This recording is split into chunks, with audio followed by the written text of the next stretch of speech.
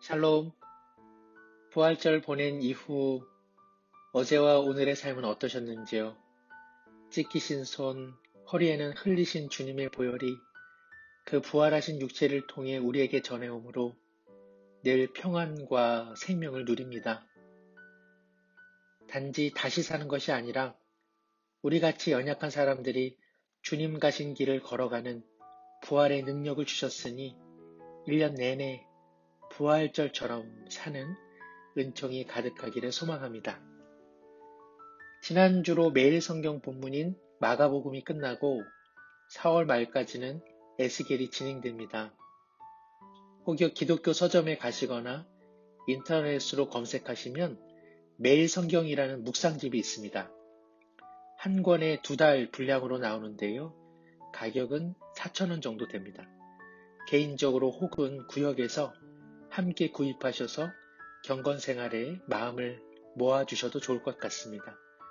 추후 새벽 기도가 다시 교회에서 시작될 때에도 지금처럼 동일하게 매일 성경 본문으로 진행이 됩니다. 말씀드린 것처럼 오늘 본문은 에스겔서입니다. 에스겔서에 대해 간략히 그 개요를 말씀드리면 에스겔서는 제사장 집안에서 태어난 청년 에스겔이 구약 이스라엘 백성이 바벨론으로 끌려간 시기를 전후하여 약 22년간 하나님의 말씀을 전한 내용입니다. 총 48장으로 구성되어 있습니다. 1장에서 32장까지는 예루살렘 성전과 하나님의 심판이 임하는 이유, 그리고 주변 국가들을 향한 심판의 말씀입니다.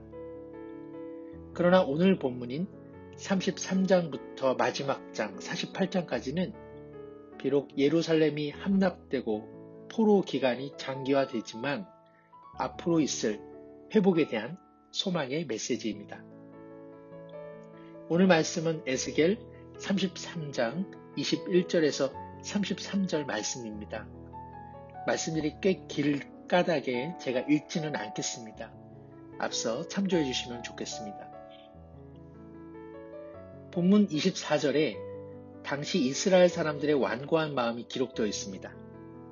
인자야, 이 이스라엘의 이 황폐한 땅에 거주하는 자들이 말하여 이르기를 아브라함은 오직 한 사람이라도 이 땅을 기업으로 얻었나니 우리가 많은즉 더욱 이 땅을 우리에게 기업으로 주신 것이 되느니라 하는도다. 무슨 말일까요? 이스라엘의 지도층과 백성들의 죄악으로 나라와 성전이 무너졌는데도 불구하고 하나님께서 아브라함 한 사람에게도 가나안 땅을 주셨으니 이처럼 많은 우리에게는 더 많은 땅을 주지 않겠느냐 스스로 말하고 있다는 것입니다. 외적으로 보면 얼마나 믿음과 소망 가득한 말입니까? 중요한 것은요, 누가 하느냐 하는 것입니다. 25절 이하에 보면 이 말을 하는 사람들이 범죄한 내용들이 나옵니다. 하나님의 법을 어기고 생명을 경솔히 여기고 하나님보다 세상을 사랑하는 자들이었습니다. 나라와 민족이 망하고 파괴되어가는 순간 속에서도 얼마나 마음이 완고하고 자신들만을 위해 살아왔는지 도리어 하나님께서 더 많은 땅을 자신들에게 줄 것이라 이야기하고 있습니다. 사랑하는 성도 여러분, 기독교적 용어로 하나님을 속일 수는 없습니다. 믿음, 소망, 영광, 은혜, 찬양, 감사라는 말을 제 아무리 쏟아낸다 할지라도 하나님은 사람의 구호와 말에 속지 않으시고 그 중심을 꿰뚫어 보실 뿐입니다.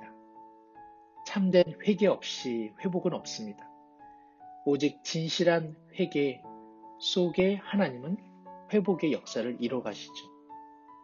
30절 하반절과 31절에 보면 안타깝게도 회개와 자정의 능력이 상실된 이들의 구체적인 모습 하나가 나옵니다. 자, 가서 여호와께로부터 무슨 말씀이 나오는가 들어보자 하고 백성이 모이는 것 같이 내게 나오며 내 백성처럼 내 앞에 앉아서 내 말을 들으나 그대로 행하지 아니하니 이는 그 입으로는 사랑을 나타내어도 마음으로는 이익을 따름이라. 여기 자 가서 여호와께로부터 무슨 말씀이 나오는가 들어보자. 이 말에서 느껴지는 뉘앙스는 어떤 것입니까? 말씀을 잘 듣고 따르겠다는 마음의 준비가 전혀 느껴지지 않습니다. 도리어 달면 삼키고 쓰면 뱉겠다는 마음만 느껴지죠. 혹은 내가 받고 싶은 말, 내게 유익이 되고 축복이 되고 위로가 되는 말만 받겠다는 심산입니다. 32절에 그들은 내가 고운 음성으로 사랑의 노래를 하며 음악을 잘하는 자 같이 여겼나니 내 말을 듣고도 행하지 아니하거니와. 하나님의 말씀이 심판이요 회개의 촉구인데도 이를 엄중한 목소리로 듣는 것이 아닌 그저 노래 듣는 것처럼 음악 듣는 것처럼 가벼이 들었다는 말씀입니다. 얼마나 마음이 무뎌있고 완고하면 삶과 구분이 달린 하나님의 심판조차 이처럼 깨닫지 못했던 것일까요? 여전히 입으로는 사랑, 즉 기독교적 용어를 사용하고 마치 하나님 백성처럼 앉아있지만 그 마음은 자기 듣는 좋은 것만을 취하는, 자기 유익에 오직 좋은 것만 취하는 백성이라 주님이 말씀하십니다. 이 본문을 대하면서 예수님의 하나님 나라의 비유에 관해서 좋은 땅, 그 부분이 생각났습니다. 더러는 길가에, 더러는 돌밭에, 더러는 가시떨기 위에, 더러는 좋은 땅에 씨가 뿌려집니다. 아시는 것처럼 열매는 좋은 땅에서 맺혀집니다. 좋은 땅은 농부의 손길이 가 있는 땅이죠. 좋은 땅은 돌과 가시와 잡초들이 제거되고 몇 번씩 뒤집어지고 뒤집어진 땅입니다. 이처럼 좋은 마음에 다다른 주님의 말씀은 씨앗이 곧 열매가 됩니다. 당시 구약 이스라엘 백성들의 마음은 어떠했을까요?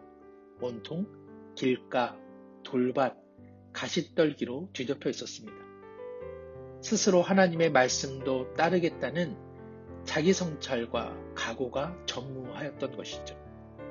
자기 마음을 돌아보지 않으니 세상 길에 있는지 돌이 가득한지 가시가 무성한지 전혀 알지 못했습니다.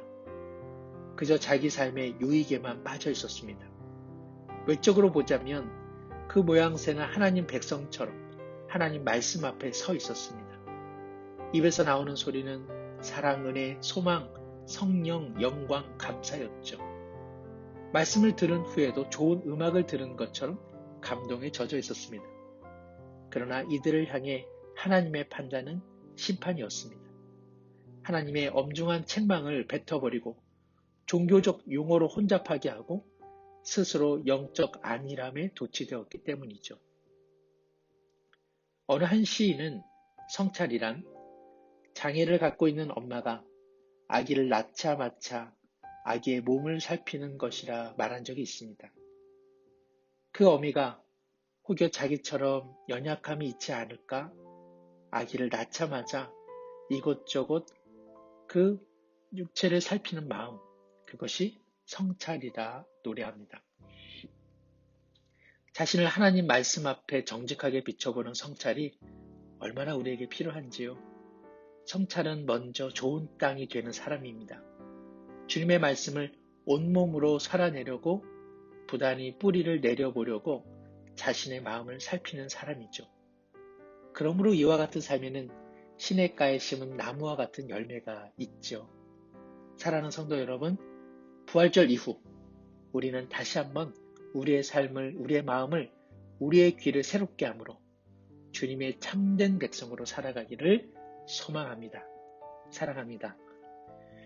이 시간 함께 기도하기 전에 우리 한마음 기도회에 오늘은 나라와 민족을 위한 기도의 내용을 함께 고백하겠습니다. 코로나19로 인하여 온 나라 전 세계적으로 위기를 맞고 있는 상황 속에서 하나님의 긍휼과 자비를 베풀어 주시고 이 상황이 속히 안정되고 회복되게 하옵소서. 아멘. 국가 지도자들과 코로나19 상황을 담당하는 실무자들 그리고 의료진 모두에게 지혜와 분별력을 주시고 가장 적절하고 합당한 대처 방안을 마련하고 실행하게 하옵소서. 아멘. 이단과 사이비 종교에 묶인 자들이 진리로 돌아오게 하시고 모든 성도들이 삶의 자리에서 예배자로 사랑의 증인으로 살아가게 하시며 교회 공동체의 사역을 보호하여 주옵소서.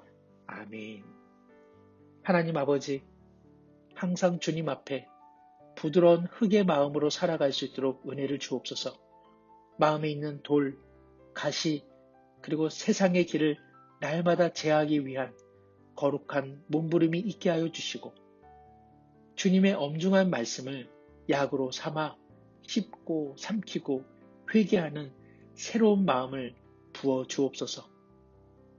우리 마음에 무엇이 있는지, 혹 악한 의도와 계획이 있는 것 아닌지 늘 돌아보게 하여 주시고, 오직 성령이 주시는 정직한 영을 경험하게 하여 주옵소서. 예수님의 이름으로 기도드립니다. 아멘.